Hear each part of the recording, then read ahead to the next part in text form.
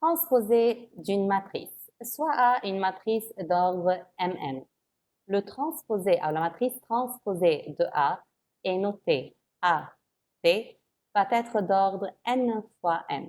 En effet, les lignes de A vont devenir les colonnes de la matrice transposée. J'explique cela en utilisant l'exemple suivant. Donc, on a A, une matrice d'ordre 3 fois 2. Le transposé de A va être une matrice d'ordre 2 fois 3. Donc, la première ligne de A va devenir la première colonne de sa matrice transposée. La deuxième ligne de A va devenir la deuxième colonne de sa matrice transposée. Et la troisième ligne de A va devenir la troisième colonne de sa matrice transposée. On a les propriétés suivantes. Si on a une matrice A, on fait la transposée et puis on refait le transposé de la matrice. Donc, on refait le transposé de cette matrice, on va retrouver A. Donc, le transposé de la matrice transposée de A n'est autre que A. Si vous avez maintenant la somme de deux matrices et vous faites le transposé, c'est pareil de faire la transposée de A et puis ajouter transposé de B.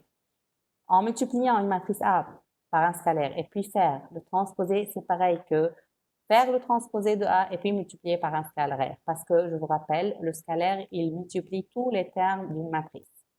En ce qui concerne la partie 4, si vous avez A fois B et vous faites transposer, attention, ce n'est pas transposé de A fois transposé de B, c'est le transposé de B fois transposé de A. Je vous explique un petit peu pourquoi c'est faux de dire transposé de A fois transposé de B.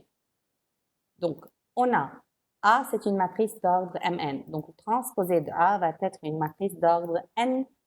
On a B, une matrice d'ordre Np. Donc, le transposé de B va être une matrice d'ordre Pn. Donc, vous voyez, transposé de B fois transposé de A, cette multiplication est possible. Pourquoi?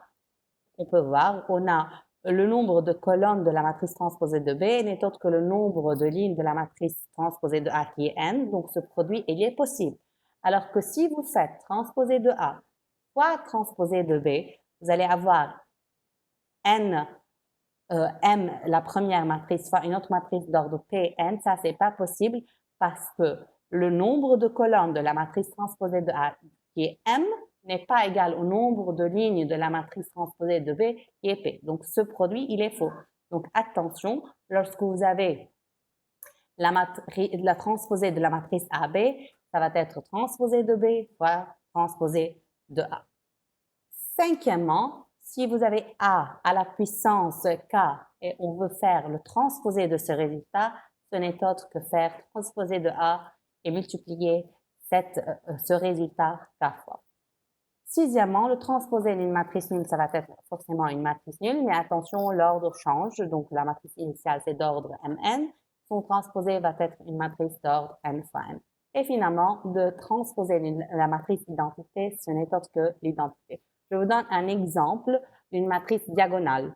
Donc, là, on a une matrice diagonale où les diagonales sont A, B et C. Si vous faites le transposé de cette matrice, donc, la première ligne qui est A0, 0 va devenir la première colonne qui est A0, 0. La deuxième ligne qui est 0B0 va devenir la deuxième colonne qui est 0B0.